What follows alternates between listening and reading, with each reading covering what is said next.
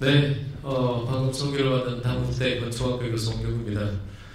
보통 이렇게 발표가 끝나고 나면 주말에 많이 나가시는데 오늘 주제가 굉장히 핫한 것 같아요.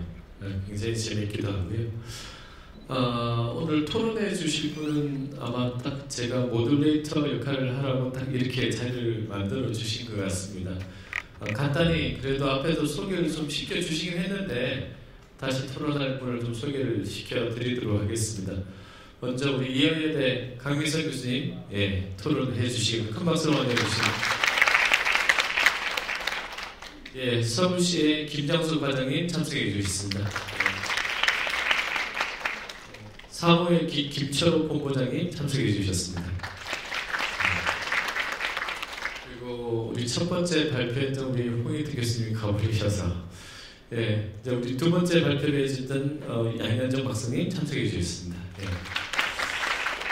그리고 마지막 굉장히 저는 궁금하게 또 재밌게 잘 봤습니다. 금기선 우리 부팀장님 참석해 주셨습니다. 지금 3시 47분이네요. 그래서 원래 이제 발표 시간이 그래도 우리 5시까지죠. 5시까지인데 아마 5시까지 하면 굉장히 힘드실 것 같아서 일단은 한 7분 정도를 시간 좀 더 드릴까요? 어떻게 교수님? 한 7분 정도 먼저 얘기를 하면서 좀 디스커션이 좀 나왔으면 좋겠어요. 많이 디스커션이 나올 것 같아서요. 먼저 강민선 교수님께서 포문을 좀 열어주십시오. 우리 토론 시간을 7분 정도 하려고 하는데 좀 7분. 한 사람당 좀 7분 정도로 제가 지금 48분인데요. 첫 번째 아마 폼을 열게 되면 아무나 하실 얘기가 많을 것 같아서 7분에서 일단은 간단하게 그러니까 한 바퀴 찌르고 끝나는 건 아니죠? 네, 그러게요. 네, 강민선입니다. 아주 재미있게 잘 봤습니다. 그리고 기대되는 그런 포럼이었고요. 특히 이제 오늘은 우리가 사실 교수로 있으니까 이때까지 여러 가지 다양한 연구 결과들은 많이 봤는데 실제로 이제 현재 필드에서 이제 적용할 걸 얘기를 한다 그래서 더더욱 기대가 컸었습니다. 제가 이제 몇 가지 좀 해오긴 했지만 그 중에 첫 번째 얘기만 좀 드리면 일단 오늘 The Next라고 하는 그걸 봤는데 사실 라멘, 건식, 친환경, 가변형, 모듈러 시스템, IT 기반 플랫폼 이런 것들 굉장히 흥미롭게 들었는데 이제 사실은 솔직히 얘기하면 이런 얘기들은 굉장히 오래됐잖아요. 나온 지 거의 20년도 된 것 같아요. 그럼에도 불구하고 왜 이때까지 적용되지 않았을까? 현장에서 그 얘기를 좀 당연히 알고 계실 것 같아요. 그 얘기를 한번 그래도 해주시면 좋을 것 같고요. 결국은 비용의 문제, 그게 굉장히 컸다라고 생각해요. 이제까지는 이제 공급자 중심의 시장이었고 이제 드디어 임기치에 오지 않았나. 더 이상 이제 물론 지금 다시 재건축이 되고 이러면서 굉장히 대규모 단지들이 만들어지지만 이 우리나라의 모든 정책이나 시장이 아파트 중심으로 소품종 대량 생산, 그래야지 이제 경제적인 부분들이 해결이 되니까 그런 부분이 아닌가라는 생각이 드는데 그거는 단순하게 건설 기반의 문제는 아니라고 생각해요. 특히 재건축 시장에서 보면 요즘 사실 우리나라에서 여전히 분양가 상한제라는 게 있기 때문에 아무리 소비자의 수요가 높아진다 그래도 적정 경제적인 수준에 맞춰야 되는 그런 문제들이 분명히 있을 거라고 생각을 하거든요. 그래서 그런 부분들이 이제 조금 정책하고 연동이 돼야 된다. 단순하게 건설회사만의 문제도 아니고 소비자만의 문제도 아니고 이런 사회적인 어떤 변화들 물론 이제 저렴하게 줘야 되는 주택도 있지만 소비자의 이 니스들이 굉장히 세분화되기 때문에 그런 부분들이 좀 해결이 돼야 되는데 도대체 어떻게 하면 좋을까? 아까 사실 조성희 교수님이 우리가 보통 옛날에 마이너스 옵션이라고 얘기하던 거 있죠? 반반 얘기해 주셨는데 그게 안 되는 여러 가지 이유들도 있었죠. 결국은 실패했잖아요. 그래서 이 분양가 상한제라는 걸 보면은 우리가 너무 덩어리로 그냥 아파트를 이렇게 하는데 물론 선분양의 문제도 있지만 건축이란 부분하고 사실 건축은 크게 변하지 않는 것 같아요. 그 그 다음에 이제 소위 우리가 그냥 쉽게 인테리어로 하는 부분, 이런 부분들하고 좀 분리해서 정책적으로 좀 할 수 있는 방법은 없을까, 이런 생각도 좀 잠시 들었어요. 그리고 이제 그런 것들이 조금 더 지금 이제 현재 인센티브 제도들이 있는데 다양하게 아까 장수명 인센티브 얘기 많이 해주셨지만 그런 것들이 좀 더 세분화된 이제 인센티브 제도들을 좀 개발을 해야 되겠다, 정부에서는 이런 생각도 좀 들었습니다.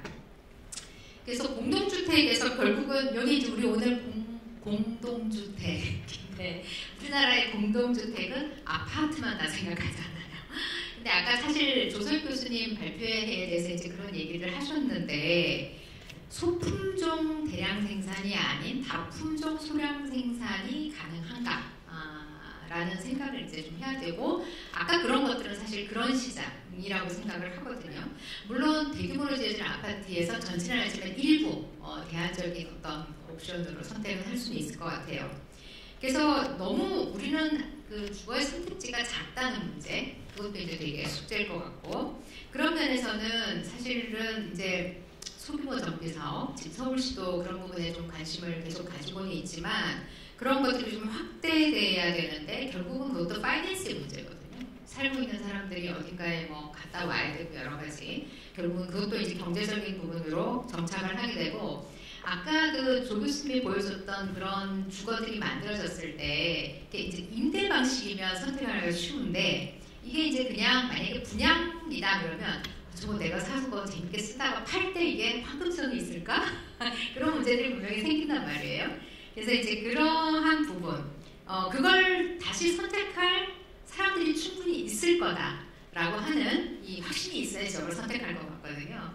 그래서 이제 그러기 위해서는 결국은 주택 유형의 다양성이라는 거를 정부에서는 사실은 좀 확고하게 노력을 해야 되고, 그런 의미에서는 지금 우리가 사실 다세대 다가구, 아파트와 다세대 다가구는 경제적 계층으로 약간 나눠져 있다고 생각을 하는데 그게 아닌 하나의 또 다른 주거 선택지를 다양하게 하는 그런 마켓이기도 하죠. 그렇게 좀 하면서 그런 부분에는 특히나 공공의 지원이 굉장히 집중되어야 한다라고 생각을, 아파트는 사실 단지형이기 때문에 경제성을 확보할 수 있기 때문에 들어가는 여러 가지 인프라들이 있는데 그것도 사실 정부가 해야 되는 걸 주민들에게 이렇게 떠넘기는 거긴 하거든요. 근데 이제 이런 소규모 저층 주거지 이런 데서는 정말로 정부가 많이 개입을 해야 되는데 그런 부분에 대해서 이제 어떻게 정부가 또 앞으로 생각을 하고 있는지 이런 것들도 좀 듣고 싶기도 하고 그렇습니다.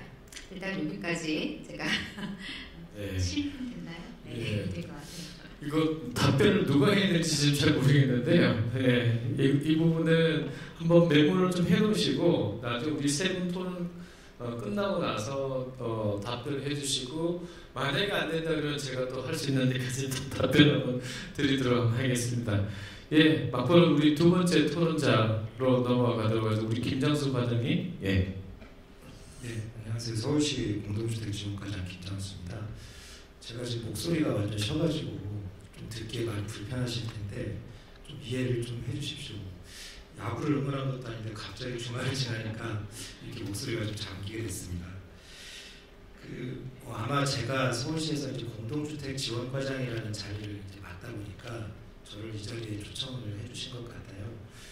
저는 이제 저희 서울시에서는 이제 재건축업무 그리고 흔히 아파트라고 하는 공동주택 관리 업무를 하고 있습니다. 그래서 이 부분 중에 상당 부분은 이제 제 업무이기도 하고 저희도 이제 고민하는 부분이기도 합니다. 오늘 이제 주제로 주신 것들이 이제 지속 가능한 개발을 할 수 있도록 하는 이런 실현 가능한 미래 주거의 방향성인 것 같습니다. 그래서 저희 서울시에서도 사실 이런 부분들에 대해서 많은 노력을 하고 있는데요.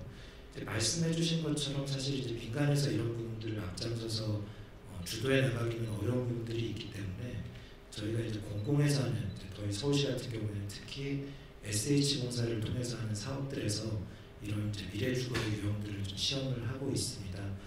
얼마 전에도 저희가 이제 마치게 된 저희 성동구치소 이전 부지에 대해서 한 100년 동안, 그러니까 100년 후에도 통용될 수 있는 그런 미래 주거를 반영한 그런 주거 유형을 저희가 공모를 했었어요. 그래서 우리 옆에 계신 우리 강미선 교수님께서 직접 설계 운영위원도 하시고 앞으로 아마 그게 이제 준공돼서 관리될 때까지 아마 계속 관리를 해주실 것 같습니다. 그래서 이런 뭐 사업들도 저희가 하고 있고 뭐 몇 년 전이긴 하지만 저희가 세대 분리형 그 공동주택도 도입을 했었습니다. 이 세대 분리형 공동주택을 도입할 당시에는 이제 취지가 저희가 재개발 사업 같은 경우를 하다 보면 그 재개발 구역 안에 임대 사업을 통해서 이렇게 수익을 얻는 그런 분이 상당히 많이 계십니다. 이런 분들이 보통 이제 재개발 사업을 많이 반대를 하시게 되죠. 왜냐하면 여태까지 내가 꼬박꼬박 봤던 월세를 못 받게 되고 아파트 한 채 생기는 그 사업을 이제 찬성하는 분들이 적다 보니까 저희가 그럼 향후에 이런 재정비 사업이 이루어지더라도 임대 수익을 계속 얻을 수 있도록 하는 세대 분리형 공동주택 같은 것들도 저희가 도입을 했었습니다. 근데 굉장히 인기가 없었어요. 실제로 저희가 계획은 아무래도 저희가 이제 인허가청이다 보니까 인허가 단계에서는 저희가 이런 것들을 제시를 하면 곧잘 수용을 합니다. 곧잘 수용을 하는데 실제 이제 건축 심의를 받고 허가 단계에 들어가면 분양이 안 된다, 싫어한다 이런 이유로 없애죠. 근데 최근에 이런 유형들이 없어서 못할 정도로 굉장히 인기를 얻고 있습니다. 그러니까 사실은 몇 년 앞의 일도 저희가 사실 내다보기가 어려울 정도로 이 주택 시장의 트렌드나 이런 기호들은 사실 굉장히 쉽게 또 아주 자주 바뀌는 것 같습니다. 그래서 이런 부분들도 이런 이제 어려움도 있고 저희가 그런 와중에서도 이런 이제 다양한 시도들을 이제 하고 있는 이제 그런 상황입니다. 첫 번째 우리 조성희 교수님께서도 말씀을 해주셨는데 굉장히 다양한 이제 주거 유형에 대해서 말씀들을 쭉 해주셨는데 기본적으로 이게 시행되려면 저희 두 번째, 세 번째 다 마찬가지였는데 이 장수명 주택 결국에는 이 라멘이라고 불리는 이 골조 방식의 이 설계가 되고 시공이 되지 않으면 결국 불가능하다라는 생각이 많이 듭니다. 저희 주거가 획일적인 디자인이라든지 이런 것들을 많이 비난을 듣고 있지만 결국에는 이런 벽식 구조로서는 디자인을 개선하는 것도 좀 한계가 있고 추후에 다양하게 변하는 미래의 어떤 변화상에 신속하게 대응하는 것도 어렵다고 보고 있습니다. 저희가 이 장수명 주택 기준이 아마 2014년 정도에 나온 걸로 제가 알고 있는데 이 이전에 아마 2005년도에 먼저 리모델링 시흥 구조라고 해서 국토부에서 기준이 나왔던 걸로 알고 있습니다. 그래서 저희는 2010년도에 이 리모델링 시흥 구조, 특히 이제 라멘 구조를 하는 경우에는 10%, 무량판 7% 이런 식으로 해서 인센티브를 부여를 했었습니다. 그리고 이제 의무로 이 부분들을 반드시 따르도록 하는 것들까지 저희가 이제 시도를 했었는데 실제로는 이제 반발이 꽤 있었고 또 실제로 많은 단지들이 이를 따르지 않는 부분들이 있었습니다. 이제 잘 아시는 것처럼 벽식 아까도 이제 우리 삼성에서 만드신 그 새로운 라멘 구조에서는 기둥들이 이제 밖으로 나오게 되는데 통상 이 기둥들이 안쪽에 들어가다 보니까 뭐 가구 배치라든지 공간의 효율적인 이용이 떨어지는 부분들도 있고 그리고 이제 저희 이제 서울시뿐만 아니라 많은 이제 지역에서 최고 높이가 설정된 지역들이 있다 보니까 아무래도 이제 라멘 구조를 하게 되면 보도 들어가고 그러면은 한 개층 이상이 이제 줄어들게 되는 이제 그런 부분들이 있다 보니까 결국에는 이제 가급적이면 이걸 안 하려고 이제 많이들 하셨었죠. 그래서 지금 이제 벽식으로 계속 가고 있고 저희도 지금 계속 이제 시도를 하는 중이긴 하지만 아직까지는 이 라멘 구조가 보편화되지는 않은 것 같습니다. 저희가 그래서 지금 시도를 하고 있는 것들이 이제 좀 한계에 올 것 같습니다. 저희도 이제 이 재건축이라든지 여러 정비 사업들을 하다 보면은 예전의 용적률에 비해서 계속 이제 용적률을 올려주는 방식으로 도시를 개발하고 있는데 언제까지 그럼 이런 방식으로 개발을 계속 할 수 있을 것이냐? 그럼 지금 이제 300, 심지어 400 가까이 지어지는 이런 이제 개발 사업에서 또 재건축을 통해서 500, 600 그렇게 가야지는 못할 거라고 저희도 보고 있거든요. 그래서 앞으로는 결국에는 이 오랫동안 이 집을 사용해야 되고 그러기 위해서는 이제 적은 비용으로 리모델링을 쉽게 할 수 있는 그런 구조들이 반드시 만들어져야 된다. 이제 그런 이제 생각을 가지고 있고 그래서 이제 공밀 단지 같은 경우에는 저희가 앞으로 이런 장수명 주택 같은 것들도 의무적으로 물론 지금 이제 보통인가요? 일단 양호 등급도 사실 받기가 굉장히 어려운데 우수 등급 이상의 이런 장수명 주택은 반드시 만들어져야 된다. 이제 그런 기본적인 생각을 가지고 있습니다. 결국에는 이제 이런 부분들을 받아들이고 인정을 해야 되는데 아까도 이제 이 건축비가 많이 들어가고 이런 부분들 때문에 많은 저항이 있을 거다, 또 많은 불만들이 있을 거다. 그래서 이런 부분에 대해서는 결국 우리가 이제 스스로 소비자분들도 이 부분들에 대해서 이해를 하고 나중에 내가 그러니까 지금 리모델링을 보게 되면 이런 문제점들이 많이 나타나고 있는데요. 지금 이제 벽식으로 지어진 리모델링 아파트들을 이제 새롭게 이제 리모델링을 하려다 보니까 벽식이니까 지금 있는 이제 트렌드랑 안 맞으니까 벽도 없애고 싶은데 벽을 없애려고 하니까 구조보강도 많이 돼야 되고 구조보강도 많이 되다 보니까 위험하니까 또 더 추가적으로 더 많은 증축이 필요해지고 더 증축이 필요해지니까 도시에는 또 무리가 돼서 사업이 안 되고 이런 악순환들이 사실 계속 일어나고 있기 때문에 늦기 전에 저희도 이런 장수용 주택을 통해서 향후에 장시간 동안 주택을 사용할 수 있는 그런 문화가 좀 정착될 필요가 있다라는 그런 생각입니다. 네, 감사합니다. 예. 네, 일단 세 분 다 듣고 나서 제가 추가적으로 이제 질문을 좀 드리도록 하겠습니다. 예. 네, 다음 우리 김철호 본부장님. 예. 네, 저는 그 설계사무소 실무에 있는 입장에서 저희가 이제 미래 주거에 대해서 어떻게 준비하고 있는지에 대한 부분을 저희의 프로젝트에 좀 빗대서 좀 말씀을 드려보겠습니다. 그동안은 저희도 이제 공동주택 아파트 위주로 이제 저희가 이제 주거본부이다 보니까 그런 쪽을 좀 많이 해왔어요. 하지만 이제 그 부분이 굉장히 좀 한계가 있더라. 그래서 미래 주거에 대한 준비가 필요하다고 느꼈습니다. 그래서 양적인 것보다는 좀 더 뭔가 가치 있는 걸 해야 되겠다. 그래서 이제 뭔가 R&D 그리고 이제 우리 내부의 어떤 역량을 넓혀야 되겠다는 측면으로 접근했습니다. 그래서 우리가 이제 울산하고 뭔가 이 프로젝트를 진행을 해온 것도 있었고요. 몇 년 전부터. 그래서 저희가 지금 오늘 발표한 부분에 같이 이제 동참한 부분도 있습니다. 저희는 미래 주거에 대한 부분을 이렇게 생각했습니다. 뭔가 그 라이프 스타일과 같은 어떤 그 소프트웨어적인 성격과 조금 그것을 이루기 위해서 뭔가 그 인프라스트럭처적인 측면에서의 관점으로 이렇게 두 가지 측면으로 좀 포인트를 맞춰왔다고 좀 생각하고요.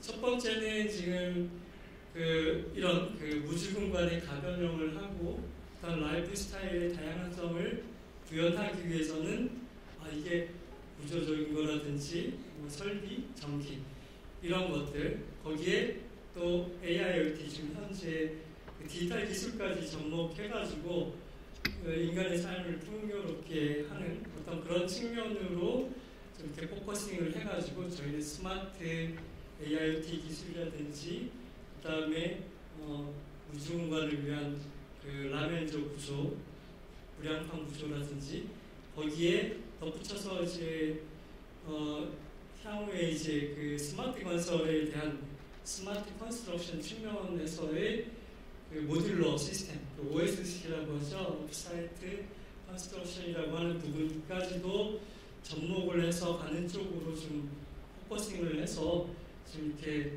차근차근 좀 정진해 오고 저희 회사에서 그 전문 분야의 팀들과 저희 주거와의 또 접목을 좀 모색을 하고 있습니다. 그래서 지금 현재는 저희가 이제 첫 번째 그 인프라스트럭처에 대한 부분들을 지금 차근차근 해온 상태이고요. 향후에 또 이제 뭔가 그 내년도에 어떤 그런 과제도 지금 할 예정입니다. 거기에 더불어 가지고 라이프 스타일에 대한 부분들을 좀 중요시하고 있는데요. 아까 조성희 교수님 말씀하신 그 다양성에 대한 부분들을 아주 흥미롭게 잘 들었고, 그리고 또 이제 저희도 굉장히 그런 부분들에서 유저 커스터마이징이 얼마나 중요한지, 그리고 요즘의 사회의 변화에 대한 부분들이 얼마나 중요한지에 대한 부분들을 느꼈기 때문에 저희도 그런 각자의 개성에 맞는 부분들에 대한 뭔가 여러 케이스별 스터디 그리고 연구 그리고 모니터링 이런 걸 통해 가지고 거기에 맞는 최적화된 부분들의 모델을 좀 준비를 좀 하고 있습니다. 그런 것들을 통해 가지고 좀 더 또 이제 그 부분은 또 디벨롭이 되고 업데이트가 되겠죠. 그런 부분들 향후에 좀 진행을 좀 하려고 하고 있고 제가 얼마 전에 찌따야 서점을 좀 프로젝트 때문에 좀 갔다 왔는데 한 10년 전에 갔다 왔었습니다. 2011년도에 개장을 했었는데 이게 과연 어떤 모습일까? 찌따야 서점이 그 취향을 팔다라고 하는 어떤 그 명제를 해가지고 굉장히 국내에도 많은 반향을 일으키고 여러 그 어떤 그 하나의 그 유행처럼 이렇게 됐었습니다. 그래서 궁금해서 이제 딱 갔을 때 제가 기억에 그 세동과 티사이트죠. 다이카냐마에 있는 거 거기에 갔는데 뭔가 그때 기억으로는 펫샵도 있고 그 다음에 자전거 붙이는 어떤 그런 공간도 있었고 그래서 기록이 새록새록 있는 가운데 그걸 갔더니 그 모습들이 그대로 있었습니다. 그래서 이게 10년이 지났는데도 그 부분에 대한 것들은 변함이 없는 가치가 좀 있는가 보다라는 걸 좀 느꼈고 거기에 좀 새롭게 가미한 부분들은 약간 협동조합적인 어떤 그런 측면의 어떤 그 물품들을 좀 하는 게 좀 새롭게 이제 바뀌었다고 좀 느꼈고요. 10년 전보다 훨씬 더 사람이 많아지고 굉장히 교류가 활발했습니다. 그런 부분들이 굉장히 이 라이프 스타일에 대한 부분들이 얼마나 중요한지 다시 한번 느낄 수 있었던 거고요. 이런 부분의 소프트웨어적인 거와 인프라에 대한 부분을 접목해서 그 부분을 좀 해야 되겠다고 지금 과제라고 생각했습니다. 네, 감사합니다. 첫 번째 한 5분, 7분 정도 시간을 너무 잘 지켜주셔가지고 이제 좀 사회자의 좀 행포를 좀 부리도록 하겠습니다. 예, 저는 이제 운이 좋게 판교 신도시를 한번 설계를 해보고 또 제가 살아보기도 한번 해보고 그리고 성남시 총괄 건축가를 하면서 실제 디벨로퍼도 만나보고 개발도 해보고 그러나 참고로 대장동하고는 저하고 관련이 없습니다. 오해하지 말아주시면 좋겠고요. 지금 또 다른 시에서도 있는 일을 하고 있는데 그러면서 굉장히 재밌는 정책을 하나 만들어서 그때 그 당시 장관님하고 공공재개발이라는 브랜드를 하나 만들어서 성남시에 먼저 딱 적용을 하고 이제 이걸 확산하는 걸 하게 됐는데 이제 우리 사회가 가지고 있는 크나큰 변화가 한 4가지가 정도 있는 것 같습니다. 첫 번째는 이제 고성장의 시대는 좀 가지 않느냐. 저성장 시대에 그러니까 예를 들어서 고성장 시대에도 우리는 지어놓으면 팔렸는데 저성장 시대에도 그럴 거냐 이 굉장히 퀘스천 많거든요. 그러니까 이 저성장 시대의 대표적인 걸 하나 브랜드 저도 함께 참여한 게 바로 아버님 프랑이에요. 아버님 프랑은 고성장 시대의 그 사업 모델이 아니에요. 여기는 실제 오너가 운영하는 사업 모델이고 판교에 있는 겁니다. 그러니까 그때 이제 이 얘기를 했을 때 빨리 분양하고 끝내면 엑시트하면 더 좋지 않아? 이런 건데 그렇지 않습니다. 쿠시맨 웨이크필드하고 같이 열심히 설득을 했죠. 운행합시다. 가치를 올립시다. 이게 결국은 앞에 있는 주가하고도 굉장히 저는 연동이 돼요. 그러니까 저성장 시대 우리의 주거 모델을 어떻게 가야 되느냐. 진짜 중요한 것 같아요. 그래서 앞에서 이제 한쪽은 굉장히 상반된 얘기가 나요. 하나는 조성익 교수님은 완전히 유저 베이스의 그런 디자인을 조금 더 실현해보자 이런 얘기를 하고 있고 한쪽에는 오히려 테슬라처럼 기가 팩토리처럼 야 우리가 포드를 처음에 포드가 제일 처음 만든 2,000불짜리를 360불짜리 차로 만들었거든요. 이게 대중화가 된 계기가 된 거예요. 지금 테슬라가 기가 팩토리에서 만들려고 하는 게 지금 전기차 4만 불짜리를 2만 불짜리로 만들겠다는 얘기거든요. 반값 하겠다는 얘기거든요. 지금 아마 삼성에서 지금 오늘 금미선 우리 팀장님께서 말씀 주신 거는 사실은 저는 그렇게 들리거든요. 이게 결국은 코스트 다운을 해주지 않으면 시장에서 상품으로 가치는 굉장히 이제 쉽지 않은 그런 상황인데 근데 이러려면 첫 번째 가장 관건 중에 하나가 우리 과장님이 관건이 하나 쥐고 있는 게 있어요. 바로 높이입니다. 높이. 우리 주거 단지에서 높이 어떻게 할 거냐. 그러니까 판교 같은 경우는 공항이 있다 보니까 20층 이상 못 올려요. 그냥 그대로 쭉 해버렸어요. 근데 공탄을 제가 이제 설계할 때 참여했던 거는 굉장히 높이도 올려놨어요. 랜드마크도 만들고. 자, 이제 서울시에서 결국은 이 장수명 주택을 할 때 때로는 한 층이 날라간다고 그랬는데 이거는 서울시에서는 이제는 이걸 적극적으로 한다면 당연히 뭐 우리 지구 단위에서 용적률 인센티브 부분이 당연한 거고 높이 부분 이 부분을 어떻게 조금 더 완화할 수 있을까요? 아니면 어떨까요? 네. 제가 서울시 높이를 갖고 뭐 자리에서 말씀하시는 공감하고 야, 뭐 예. 서울시 관계자가 아니기 뭐 이게 사실 관계자가 안 계시죠? 편하게 사실 될 것 같아요. 예, 뭐 저희 지금 이번에 서울시 기조가 잘 아시는 것처럼 상당 부분 높이에 대한 그 절대 높이에 대한 기준들이 많이 풀리고 있는 건 사실입니다. 그래서 뭐 지금 뭐 재건축이라든지 이런 정비 사업을 하면서도 우리 도시계획 위원님들도 계시지만 사실 도시계획 위원회에서도 굉장히 유연하게 바라봐주고 계시거든요. 그래서 뭐 그런 부분들이 어떤 사업을 장애 요소가 된다든지 뭐 그런 거는 아닌 것 같아요. 뭐 일부 남아있는 높이는 진짜 뭐 반드시 우리가 뭐 지켜야 되는 뭐 남산 주변의 고도라든지 아니면 뭐 북한산 주변의 고도라든지 아주 일부 지역에 대해서만 좀 저희가 엄격하게 지키고 있고 나머지 지역들에 대한 높이 기준은 사실 상당히 완화돼서 좀 적용을 하고 있습니다. 그래서 지금이 사실 굉장히 후기인 것 같아요.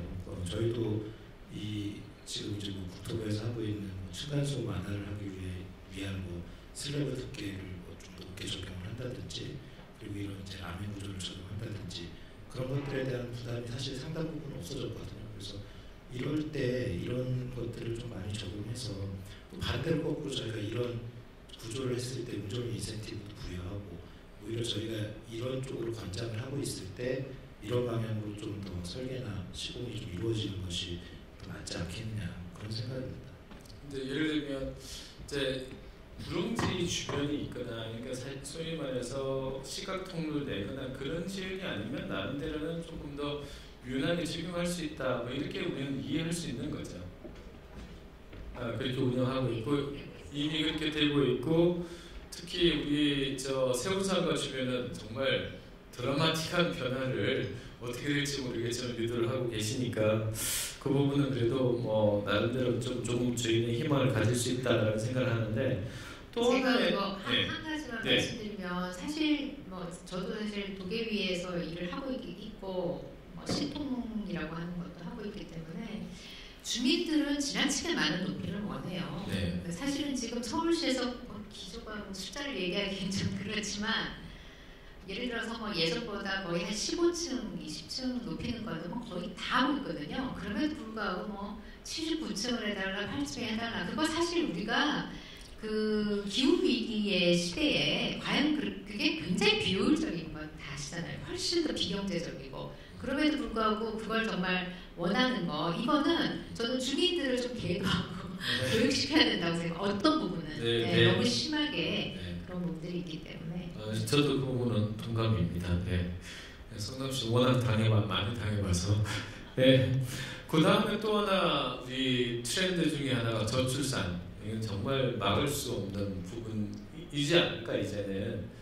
그리고 나서 1인 가구 이제 40%는 기존 사실화돼 있는데 이제 앞에 이제 우리 그 강미선 교수님께서 이제 질문을 주신 것 중에 사실은 뭐 굉장히 평면을 다양화하겠다는 이 논의는 굉장히 오래됐어요. 굉장히 오래됐는데 오늘도 사실은 그 이제 어떻게 보면 라이프 이제의 생애 주기별로 이렇게 했는데 실제 민간에서 이게 작동 가능한 모델인지 아니면 오늘 건사하니까 우리 쇼 한번 하자 이런 정도인지 이게 굉장히 사실은 궁금하고 결국은 민간에서 이렇게 들어올 때는 결국은 나름대로 경제적 타당성은 어느 정도 담보할 수 있고 플러스 그러면서 레미안 브랜드를 세계적인 브랜드로 만들어낼 수 있느냐 이 부분도 굉장히 중요한 것 같은데 아무래도 이제 그런 쪽에서는 이런저런 계산을 많이 하셨을 것 같은데 한번 답변을 주시기도 하고요.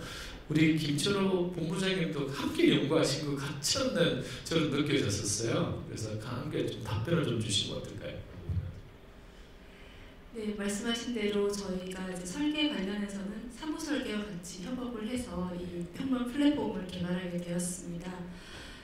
아까 잠깐 그 강미선 교수님께서 이게 왜 이제야 나왔나 이렇게 잠깐 말씀 주셨던 부분에 대해서는 사실 말씀하신 대로 건설사 입장에서는 이전에는 수요가 좀 없었다고 저는 보여집니다. 그리고 지금까지도 사실은 이 집이라는 아파트 특히 없어서 못 파는 그리고 팔면 다 팔리는 시대이기 때문에 솔직히는 그 가지고 계신 그 고객분들도 그렇고 일명 조합원이라고 말씀드리죠. 그리고 사실 이렇게까지 자금 투자를 해서 개발할 필요는 없었다고 보여지고요. 하지만 저희 건설사 공급자 입장에서는 이런 수요가 분명히 필요하다고 판단을 했고 지속적으로 연구해오고 있는 건 사실입니다. 그 라이프 사이클에 대해서 잠깐 질문 주셨는데 쉽게 좀 얘기를 하면 우리 이제 그 자녀가 해서 이제 결혼해서 나가버렸어요. 그럼 이거 싹 바꾸는데 네. 그 비용이 네. 우리가 보통 종전에 리모델링 하는 것보다 조금 더 적게 들어요? 어떻게 되나요? 좀 전에 리모델링 하는 거 비용 대비해서는 저희가 효율적으로 하려고 하고 있고 예를 들면 저희가 처음 출발한 지점은 이사를 가게 되잖아요. 보통 라이프 사이클이 변하면 이사를 선택합니다. 집을 지금 현재 살고 있는 집을 바꿀 수 없기 때문에 그래서 거기에 대한 한계점을 좀 뛰어넘고 싶었고요. 그리고 두 번째로는 그 집에 살면서 이사를 가더라도 고치고 싶은데 고칠 수가 없지 않습니까? 한계가 있지 않습니까? 예를 들면 욕실 개수 같은 것들은 절대적으로 변경할 수가 없습니다. 특히 예전 아파트는 층하 배관으로 되어 있기 때문에 욕실 변기를 바꾸는 것도 너무 힘들기 때문에 이런 것들을 좀 해체할 수 없을까라는 거에서부터 좀 시작했습니다. 만약에 그 모듈형이라 그러면 기존의 아파트에서 이렇게 모듈식으로 넣기는 좀 어려운가요? 그 부분도 가능할 수 있는데요. 저희가 앞서 보셨던 건식의 그런 이중 바닥이라든지 욕실팍 같은 경우는 사실은 저희가 믹스드 홈을 타겟으로 만든 건 아니었고요. 기존에 지어지고 있는 벽식 구조에서도 층간소음 해결을 하기 위한 어떤 바닥의 구조 그리고 공사를 조금 더 효율적으로 할 수 있는 방법을 연구했던 부분이 있겠고요. 하지만 이런 새로운 저희가 좀 주거를 혁신적으로 개선하고자 하는 노력을 할 때 이 부분들은 굉장히 매칭이 된다 해서 좀 접목한 부분이 있습니다. 그러니까 어떻게 생각하시는지 모르겠지만 저는 제가 보기에는 3기 신도시가 끝나면 공동주택의 수요는 생각보다 많이 격감할 거다라는 생각을 해봅니다. 기성시가지에서 이게 이제 변하는 걸 빼놓고는 그러니까 결국은 지방의 그 주택 건설 시장이 생각보다는 좀 쉽지 않을 것 같고 그러니까 결국은 이제 수도권 시장에서 해야 되는데 이 수도권 시장에서 그나마 저는 버티는 건 이 3기 신도시가 가지고 있는 물량 여기에서 지금 말씀하시는 장수명 주택이 이제는 시범이 아니라 메인으로 사실은 이제 들어와야 되는 거고 그래서 오늘 이제 서울시에서 보셨지만 1년 정도 살이는 국토부에서도 마음이 얼마나 좋았을까 나는 생각이 들 정도인데 적어도 서울시에서 만약에 이제 새로 되는 거는 당연히 이제 장수명 주택으로 들어가려면 현재 이 용적률 인센티브가 좀 의미는 있습니까? 어떻습니까? 제가 저 토론자들을 사실 많이 괴롭혀요. 원래 스타일이. 그래서 한번 조금 말씀 좀. 용적률 인센티브가 사실은 이제 어떻게 운영하느냐에 따라 달라지는 부분인데요. 저희는 이제 보통 허용 용적률이라고 하는 체계에서 이 용적률을 받아주고 있는데 지금처럼 운영한다고 그러면 사실은 큰 매력이 없죠. 왜냐하면 이제 사실 이제 허용 용적률이라는 거는 공공에서 그러니까 우리가 이제 필요로 하는 사회에서 요구하는 어떤 그런 필요에 의해서 생기는 여러 가지 것들을 이제 받아주는 거거든요. 근데 점점 이게 늘어나잖아요. 친환경도 있고 여러 가지 디자인도 있을 것이고 뭐가 있을까요?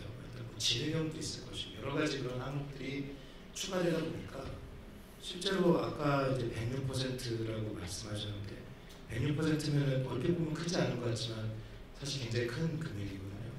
근데 다른 뭐 시스템을 통해서 그걸 확보한다고 하면은 훨씬 도움이 많이 되겠죠. 그리고 일단 장수명 같은 것들은 주민들이 느끼기에 체감이 안 되잖아요. 부시기 전까지는. 근데 다른 시설 같은 것들은 하다못해 아까 이제 이제 삼성의 그 넥스톰인가 발표할 때 보면 집에서 이제 뭐만 누르면 뭐 핸드폰 앱으로 뭘 하면 바로 뭐 그런 것들이 사실 다 진행형에 들어가는 항목들이거든요. 그러니까 당연히 이제 주민들이 봤을 때는 다른 것들이 더 매력적일 수 있는 거죠. 그러니까 그런 이제 용적 인센티브 항목들을 저희가 어떤 것이 더 중요한지 그런 중요도를 판단해서 우선순위를 부여를 해야지만 비로소 작동이 가능한 항목들이고 저희가 이제 그런 것들을 앞으로 이제 하겠다는 이제 그런 말씀입니다. 네, 이게 이제 저는 이제 지구단위 계획을 하다 보니까 이게 만약에 용적률 인센티브가 소위 말해서 건설비를 어느 정도만 상세를 해주면 이게 작동 가능할 것 같다는 생각이 드는데 실제적으로 우리 양현준 박사님께 좀 질문 좀 드리고 싶은 거는 이게 만약에 그 소위 말해서 이제 그 라멘 구조를 했을 때 건설비가 얼마나 업이 될까요? 우리 벽식 구조에서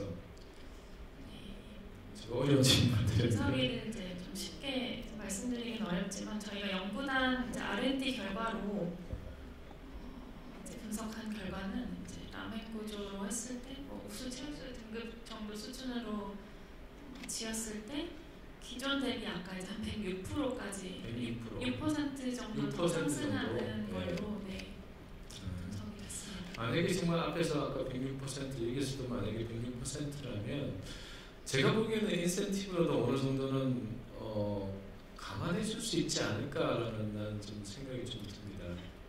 네, 저희가 이제 연구를 하면서 이제 이런 인센티브 미작동에 대한 문제도 많이 이제 연구가 진행됐습니다.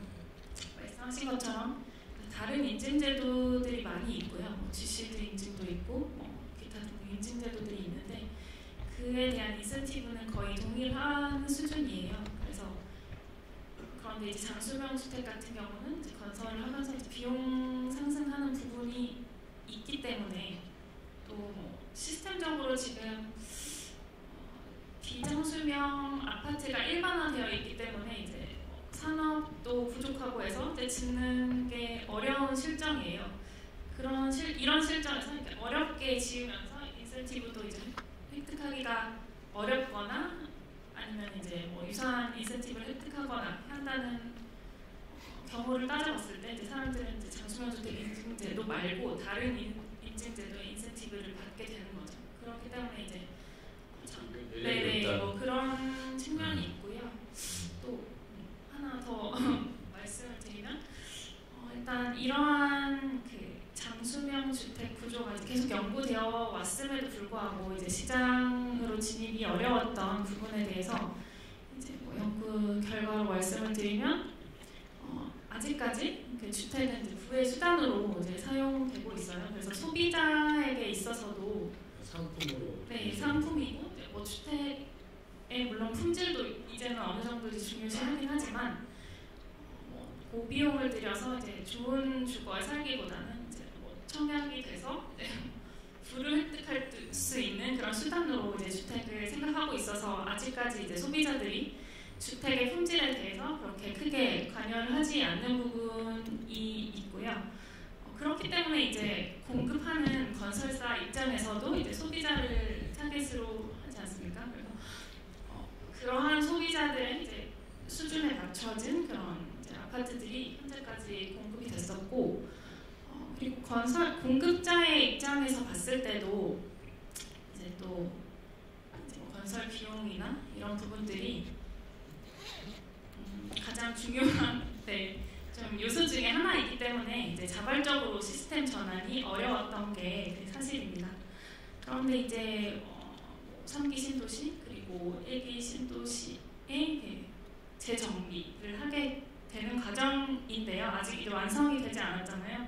이렇게 진행을 하는 단계에서 아마 진행 상황에서 많은 어려움이 있을 거라고 생각이 돼요. 모든 단지들이 이제 재건축이나 리모델링이 진행되기 어려운 상황이 될 텐데 이런 상황이 닥치게 되면 이제 우리 모두가 이제 체감을 하면서 좀 더 전환의 시급성을 좀 느끼지 않을까 그렇게 생각을 하고 있습니다. 네, 그 주거 서비스가 아직 넘어가기 전에 조금만 더 논의를 좀 더 해봤으면 좋겠는데, 그러니까 우리 지금 이제 신통계획도 용적률 인센티브 주고 계시지 않습니까?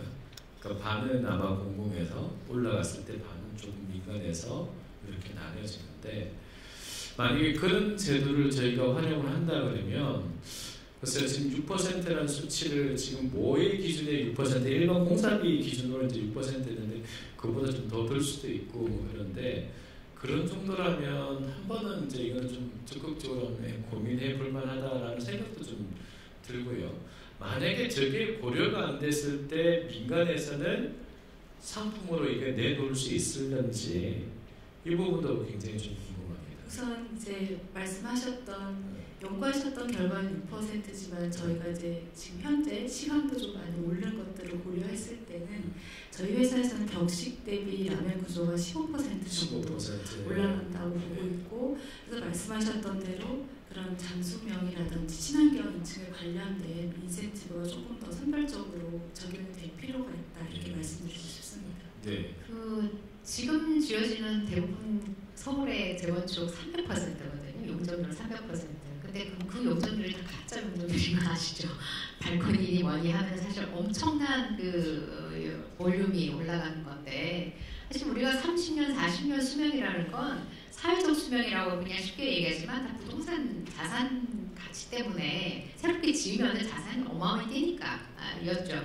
근데 분명히 앞으로는 그렇지 않죠. 지금도 뭐 재건축 막 하려고 하는 이유는 그것 때문에 하는데, 이제 지어진 이상 그건 절대로 아니다라고 하는 거죠. 인구는 줄고, 그다음에 뭐 용적률을 더 올리기, 지금 뭐 신도시 1기 신도시 500% 얘기 나오지만 사실 뭐 그거는 그냥 나온 얘기죠. 도저히 주거 환경 확보할 수 없는데 그런 걸 생각하면 장수명은 그냥 필수인 거죠.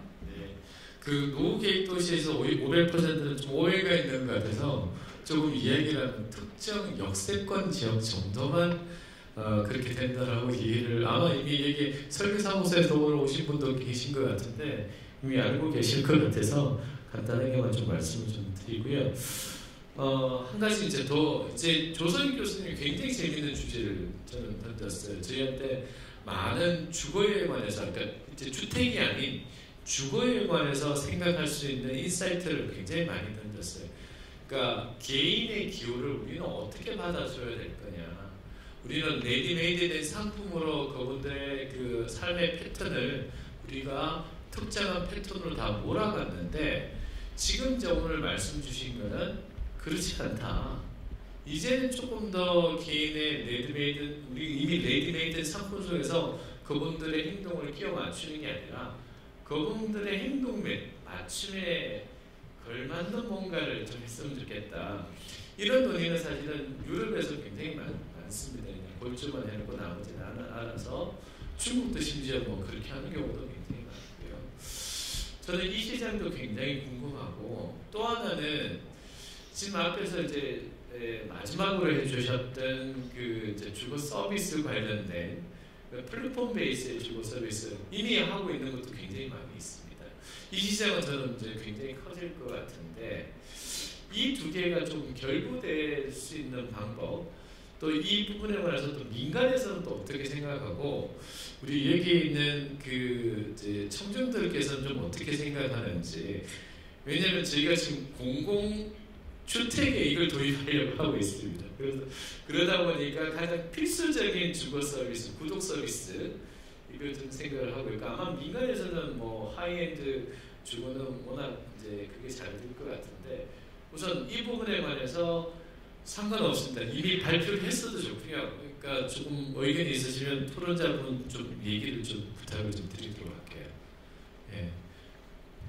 우리 금기선 선생님께서 먼저, 일단은 우선 가장 쉽게 그 주거 서비스와 관련돼서는 프로피터블 하기 때문에 도입하시는 거죠. 우선 사실 저희가 이걸 도입하게 된 계기가 아까 이제 토론자분들께서 많이 말씀하셨던 한계 부분을 좀 말씀드리고 싶은데요. 저희가 공급자 입장에서 이 집으로만 한마디로 승부 보기에 좀 한계를 느꼈다. 예를 들면 뭐 얼마나 골조를 튼튼하게 지어야 레미안에 좋을 건가? 아니면 얼마나 외관을 화려하게 해야 레미안에 좋을까?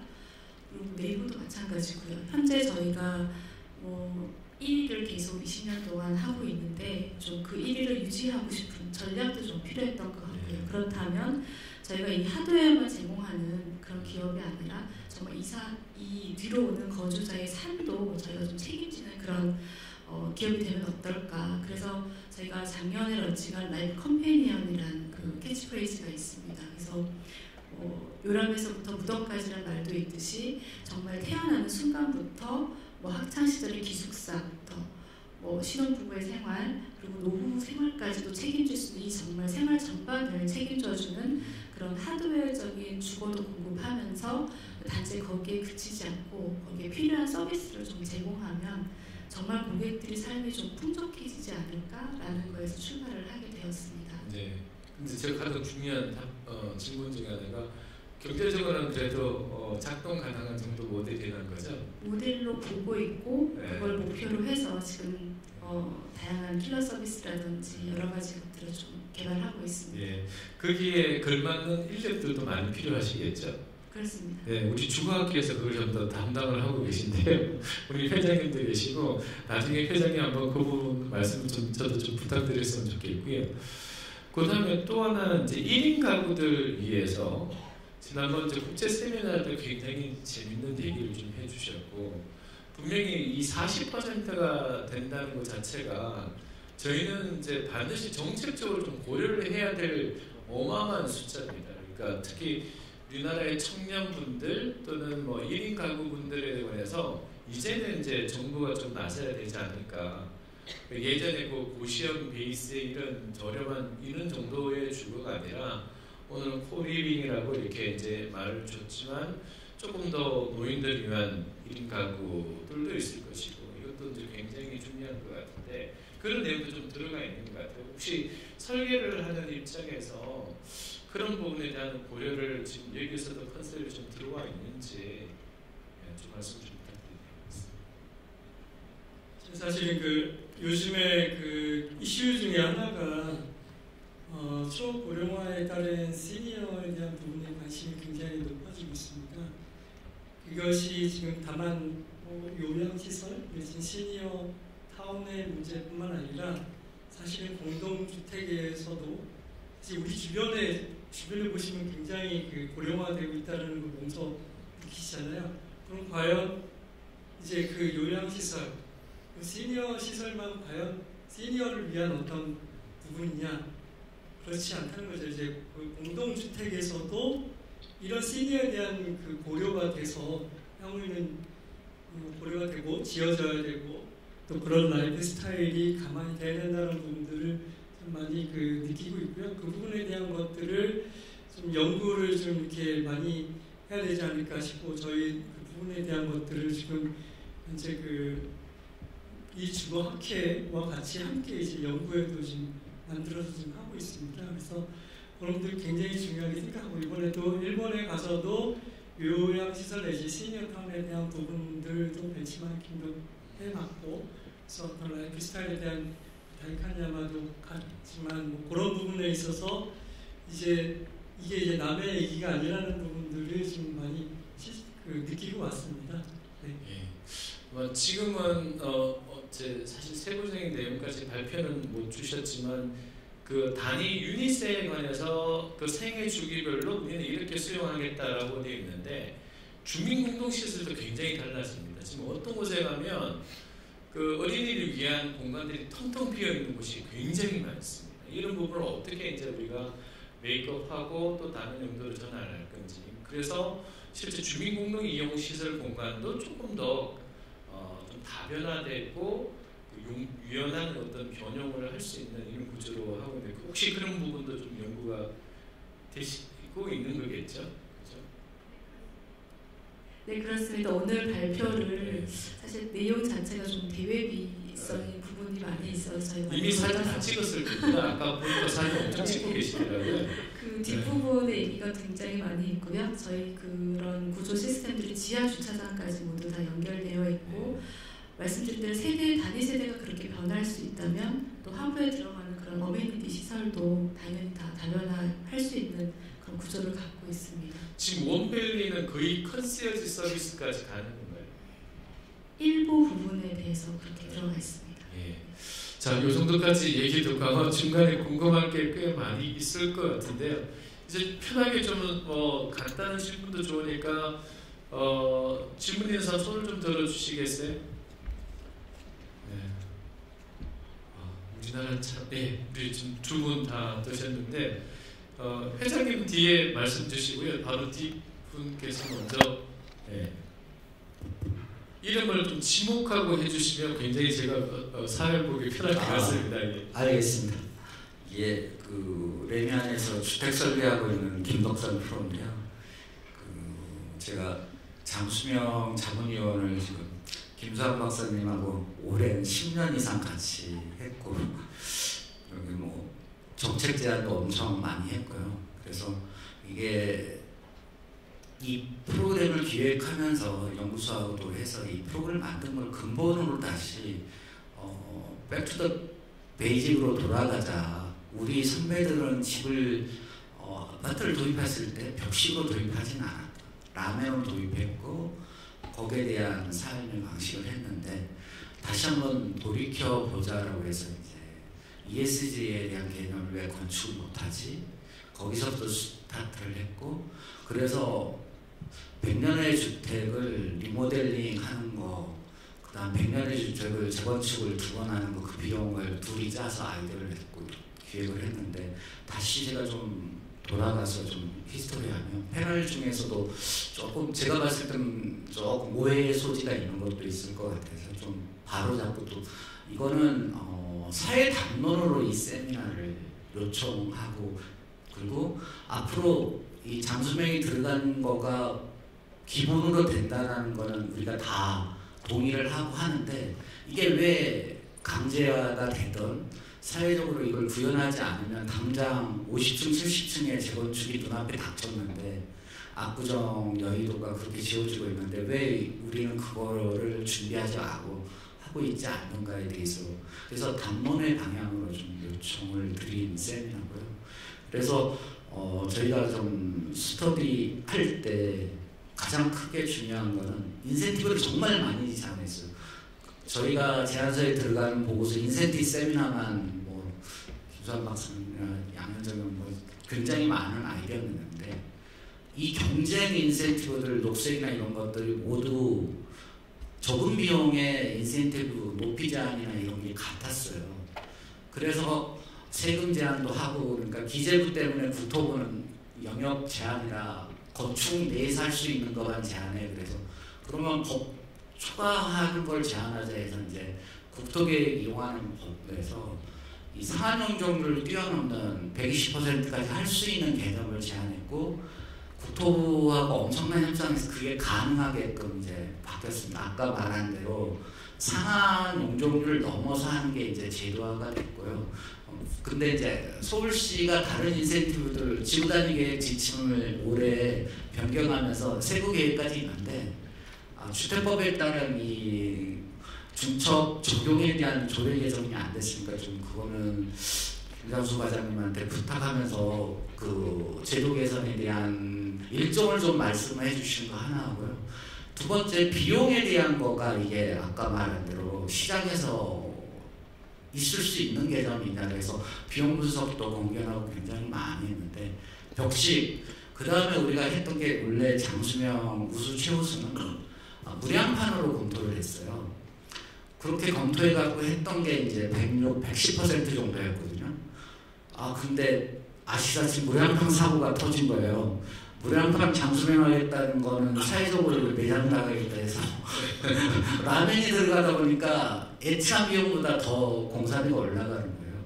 그렇지만 동일하게 우리 ESG 개념에서 사회 담론으로 이게 가야 된다면 비용은 사회가 공동으로 부담하는 거기 때문에 제도가 받쳐준다면 시공사나 연구소나 학교에서는 그다음에 산업에서는 이걸 연구할 수 있으니까 그래서 또 하나가 건설 산업의 미래가 필드가 아니다. 이제 OSC로 가야 되고 현장에 가면 기능국의 평균 나이가 56세가 넘어가요. 국내 조금만 짧게. 그래서 네. 제가 요청드리고 싶은 거는 국내 산업적인 담론으로도 좀 해서 학계나 이런 쪽이 좀 다뤄서 이제 갈 수밖에 없다라고 단순한 게 아니라 그러기 위해서 제도를 뭘로 개선하자라는 것들은 여기 패널 분 모두한테 담론으로서 어떻게 갈 것인가에 대한 얘기를 안 하고 이건 해야지 이렇게만 끝나면 오늘 세미나의 의미가 없기 때문에 어떤 방향으로 가야 되는가에 대한 토론을 좀 더 패널께서 좀 해주셨으면 합니다. 네, 감사합니다. 이게 담론으로 가려면 우리 앞에 우리 중앙일보 기자 계셨던 것 같은데요. 그래서 지금 가셨는지 모르겠지만 이건 아마 시리즈로 아마 좀 필요할 것 같아요. 왜냐하면 저도 정책화하는데 이런저런 역할을 한번 해봤기 때문에 절대 한 번의 세미나는 이게 절대 만들어지지 않습니다. 이제 우리 학계와 함께해서 차분히 관해서 반대 의견도 합리적으로 수용하면서 아마 이게 좀 가야 되지 않을까라는 생각을 하면서 질문 드린 것 같은데 간단하게 답변 가능하실까요? 네. 아까 김 과장님 말씀하신 게 좀 좋은 의견들이 있는데 허용 용적률 내에서 아까 하는 것에 대한 한계를 말씀을 하셨거든요. 그래서 이게 저희들도 계속 이제 고민을 하면서 있었던 거가 공급자 측면에서는 결국은 이게 기존에 있는 아까 양 박사도 이야기를 했지만 기존에 있는 인증제도 내에서의 인센티브로 같이 가시면은 안 된다. 그래서 좀 독립적으로 좀 가는 방법을 강구할 수 있느냐라고 하는 게 별도의 인센티브로 그렇게 하는 거 그거 독립적으로. 네, 별도의 인센티브. 네, 별도 인센티브로 갔으면 좀 좋겠다 싶고 높이의 문제도 또 있고 또 하나는 이제 우리 서울시 입장에서 해결할 수 없는 문제고 국토부에서 해결할 수 없는 문제가 뭐냐면 다양한 소비자들에 대한 직접적인 인센티브 아까 말씀하셨잖아요. 직접적인 장수명이 자기의 이익하고 이제 부과되지 않기 때문에 그렇게 된다고 했는데 소비자한테 저는 융자라든지 세제라든지 이런 것들을 좀 해결하려고 하니까 기재부를 넘어설 수 없는 거예요. 그런 부분에 지방세, 국세 뭐 이런 것도 얽혀 있습니다. 그래서 그런 부분이라든지 여러 가지를 조금 좀 종합적으로 해가지고 왜 안 되냐에 대한 거를 좀 해결을 해주시는 방법으로 서울시에서 먼저 좀 어떤 방법을 좀 강구해 주셨으면 하는 말씀을 저도 같이 드리려고 했습니다. 네. 근데 아니 두 분 그냥 먼저 듣고 우리 회장님은 같은 주제일까요? 아니면 다른 주제일까요? 지금? 네, 답변 듣고 그러도록 하겠습니다. 제가 혼자 답변 드릴 사안은 아닌 것 같아요. 일단 이걸 좀 이해를 하셔야 됩니다. 이 공무원은 좀 말을 아끼거든요. 오늘 주신 말씀에 대해서 저희도 다 알고 있습니다. 다 알고 있고 다만 이제 몇 가지 말씀을 드리면 사실 아까도 친환경이라든지 여러 가지 것들이 있는데 사실 저는 제 입장에서는 장수명이 제일 중요합니다. 그리고 120%를 주고 있는 규정들이 이것만 있는 게 아니에요. 친환경도 120%를 주고 있고 특별건축구역을 하면 또 120%를 줘요. 국토부에 있는 거 다 합치면은 한 500% 나와요. 그러니까 다 자기들이 뭔가를 이루고 싶은 것들을 가지고 다 법령에는 120%를 만들어놨거든요. 그러니까 저도 제가 생각할 때는 장수명이 제일 중요합니다. 근데 또 다른 부서에서는 이거 해달라 저거 해달라고 하다 보니까 한정된 용적률에서 서로 갈라먹기처럼 되는 그런 경향이 있어요. 그래서 저희도 그런 부분을 좀 피하려고 하고 있고, 근데 아까 이제 잠깐 120% 말씀하셨지만 서울의 3종에서 120%는 순수하게 60%입니다. 돈으로 환산하면 어마어마해요. 이게. 그래서 그걸 통해서 저희가 다른 것들을 확보해야 되는 다른 공공성이 있는 부분들도 있기 때문에 사실은 제가 아무리 이거를 강조하고 저 혼자 하고 싶다고 하더라도 할 수 있는 부분은 아닌 것이고, 우리 서울시 내에서의 또 정책적으로 어떤 것이 더 중요하냐, 그건 사실 지금도 저희 되게 치열하게 논의를 하고 있습니다. 저희 부서 같은 경우는 이제 장수명을 가장 중요한 가치로 생각하고 있고, 왜 그러냐면 아까 말씀드린 대로 언제까지는 계속 리모델링을 이렇게 올려주면서 재건축을 올려주면서 할 수 있을 것이냐, 그거는 사실 좀 힘들지 않을까라는 생각이 저희도 들거든요. 그래서 그런 거에 대해서 저희도 굉장히 중요하게 생각하고 지금 오늘 말씀 주신 거에 대해서도 최우선적으로 반영하려고 노력을 하고 있습니다. 다만 이제 그런 것들이 다 여러 가치들이 중요하다 보니까 그런 것들하고 이제 서로 조율이 필요한 부분이 있어서 한계가 있다라는 점. 그러니까 지적을 잘 해주셨습니다. 사실 허용정정률 체계에 대해서 저희가 지금 10%를 주고 있는데 앞으로 이게 좀 바뀔 겁니다. 내년에 저희가 지금 기본계획을 변경을 준비하고 있기 때문에 내년 상반기 전에 아마 기본계획이 변경이 될 건데 그렇다고 해서 뭐 지금 있는 틀을 뭐 싹 바꾸고 가지는 않겠지만 이 여러 가지 패키지로 좀 묶어서 다변화하면서 이 장수명에 대한 부분을 좀 포션을 가장 올리려고 생각을 하고 있습니다. 왜냐하면 다른 것들에 비해서 비용이 사실 많이 들거든요. 그리고 만족도가 떨어지는 편이고 그래서 그런 부분들을 저희가 충분히 감안해서 다음에 기본계획 때 반영을 하도록 노력을 하겠습니다. 네, 과장님 감사합니다. 예, 우리 회장님 준비하고 계셨는데. 네, 우리 김사환 박사님한테도 제가 항상 만날 때마다 왜 장수명 안 되는 거예요? 왜냐하면 저는 기술 전문가가 아니거든요.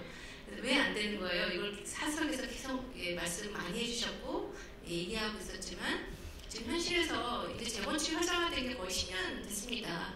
근데 재건축 되면서도 그 방식은 그대로 과거의 방식을 답습하고 있습니다. 그래서 아까 토론자분들께서 말씀하신 것처럼 이거 30년 뒤에 다시 그러면 이거는 뭐 재건축 안 되는 건 다 너무나 잘 아시잖아요.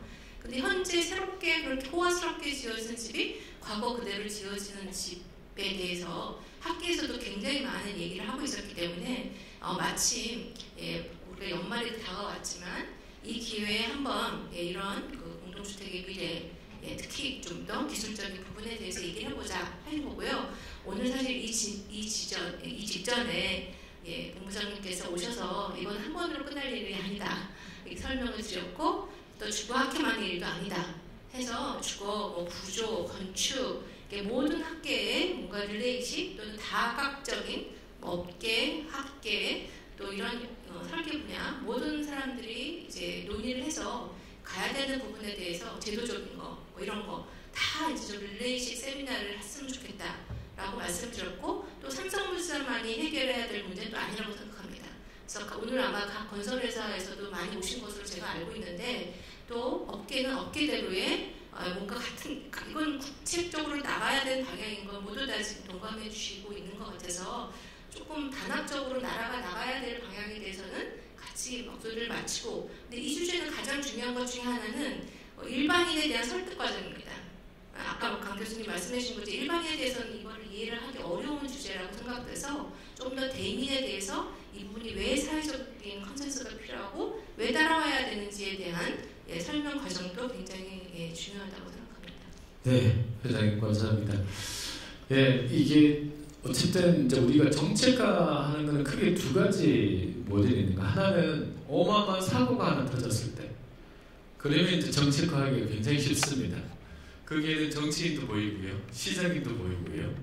그러니까 이렇게 되는데 그런 사고 없이 뭔가 정책화를 하려면 그러면 끊임없이 담론가 전문가들의 노력이 정말 필요한 것 같아요. 그러니까 저는 이제 그 중에 공공재개발을 하나 런칭하는데 2018년부터 준비를 했거든요. 이걸 끊임없이 계속 국회에 가고 이렇게 가고 했는데 이게 또 이제 아무래도 정부가 바뀌고 그러면 이게 다시 또 죽어든다든지 이런 걸 경험하게 됐습니다. 이랬던 저랬던 간에 이제 그런 특정한 사고 없이 뭔가가 이렇게 쭉 만들려면 한 번의 노력은 안 된다. 이건 그리고 많은 전문가분들의 이제 노력이 필요하다라는 말씀드리고 저는 오히려 이 장수명 되고 나서 만약에 하면 우리 아파트 경관이 굉장히 많이 바뀔 것 같아요. 진짜 디자인이 정말 많이 바뀔 것 같아요. 오늘 시간이 그게 안 돼서 아마 설계사분도 많이 왔을 것 같은데 그 질문은 제가 따로 드리진 않고 마지막으로 그래도 1분씩 최종적으로 우리 토론자님 그리고 발표자님의 마지막 이 오늘 저 세미나를 하면서 못했던 이야기를 조금 더 듣고 마치도록 하겠습니다.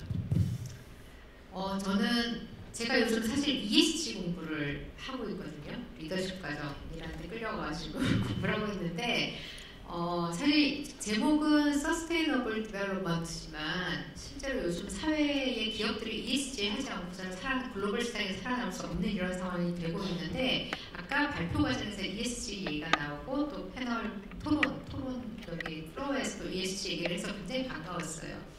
그 단순하게 지금 우리는 주로 이제 기술적인 그런 장수명 얘기를 하고 있지만 실제로 이제 S나 G 같은 부분은 결국 우리가 주거에서 맨날 얘기하는 커뮤니티 문제라고 생각을 하는데요.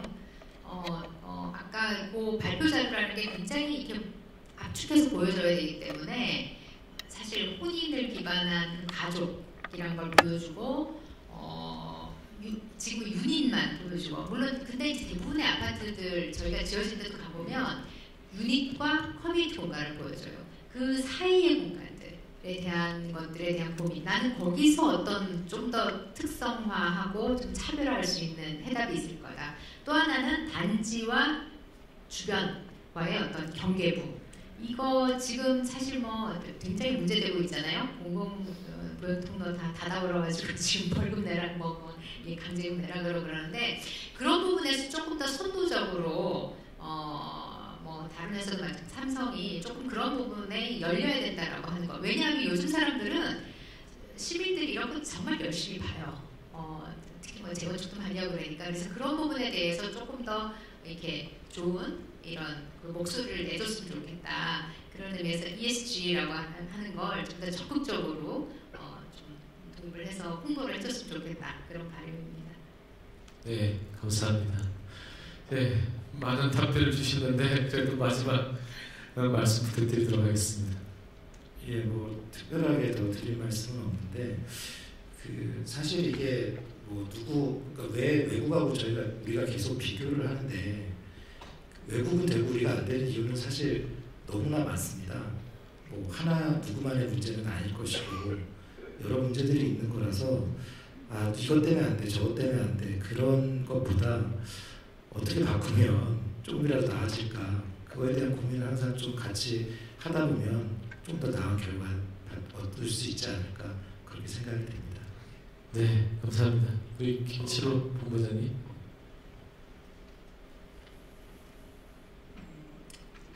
저는 이제 그 정책적인 부분에 대한 것들 오늘 많이 있었으니까 개선에 대한 거 꼭 정책만이 이제 뭔가 다 해결될 수 있는 건 아니니까 저희 기술자 엔지니어 측면에서의 어떤 기술력에 대한 부분들에 대한 노력, 또 원가 절감, 표준화에 대한 부분이 있을 거고요. 또 더불어서 나가서는 뭔가 그 새로운 어떤 그 기술에 대한 부분들에 대한 그 부분과 함께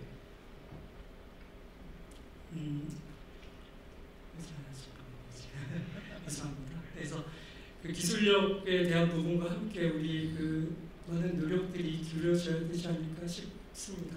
네, 네, 알겠습니다. 감사합니다.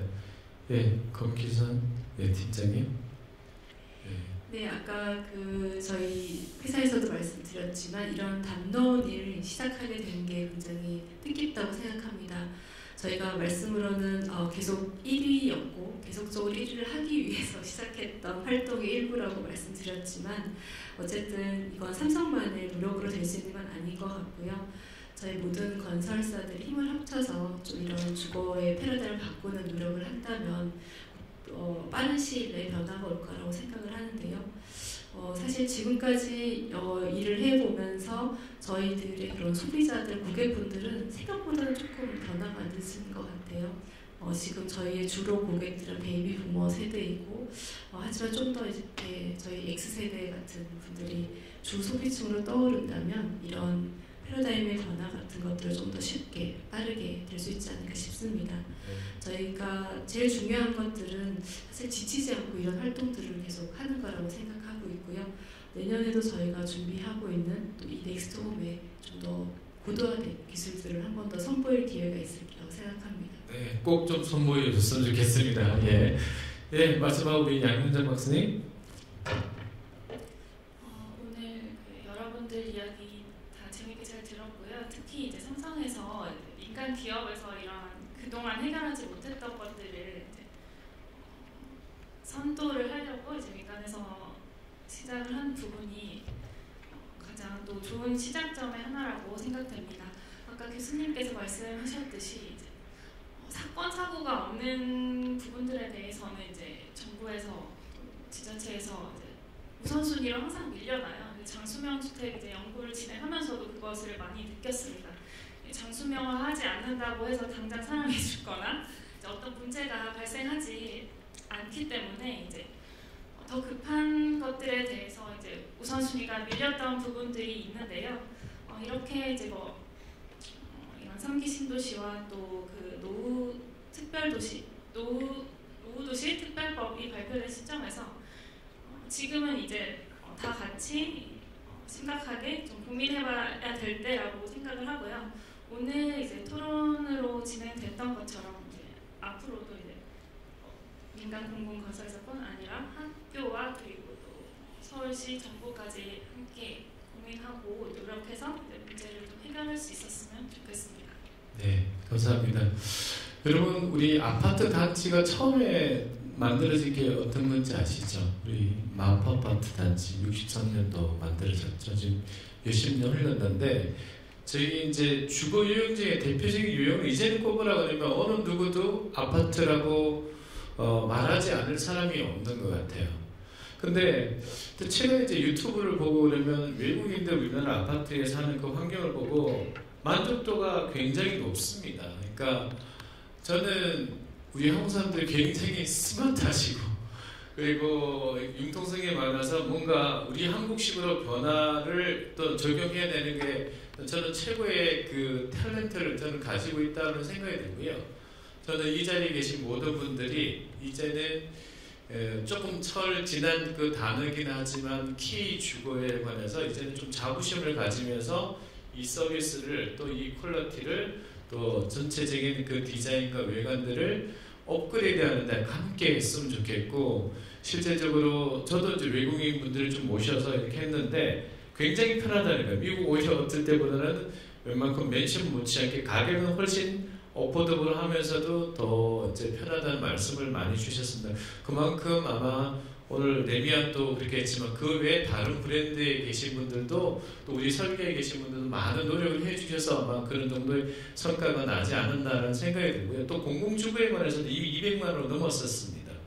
그러니까 이 얘기는 결국은 조금 더 저렴한 가격에 우리는 양질의 가치 주택을 선택할 수 있는 우리는 그런 기회를 가졌고 그 중에 하나가 결국은 정부와 또는 이제 지자체의 노력이 사실은 결과가 많이 작동이 된 것 같습니다. 이제는 조금 더 한 발짝 더 나아가려고 그러면 그야말로 구조체에 아마 변화가 필요하다라는 얘기를 오늘 아마 얘기를 해주신 것 같고 그와 함께 기존에 잘하던 것들은 계속 이어나갈 수 있지 않을까라는 생각이 들고요. 담론은 이거 한 번으로 끝나지 않습니다. 여러 번 하셔야 되고 그리고 이 부분에 관해서는 동참하는 많은 전문가들이 계시기 때문에 그분들과 함께 또 다른 세미나와 또 다른 수단을 통해서 전국적인 그런 호응을 얻어가는 그런 계기가 되었으면 좋겠습니다. 장시간 동안 자리 하나도 이탈하지 않고 이 자리에 계신 여러분들 저녁에 행복한 저녁 되셨으면 좋겠습니다. 감사합니다.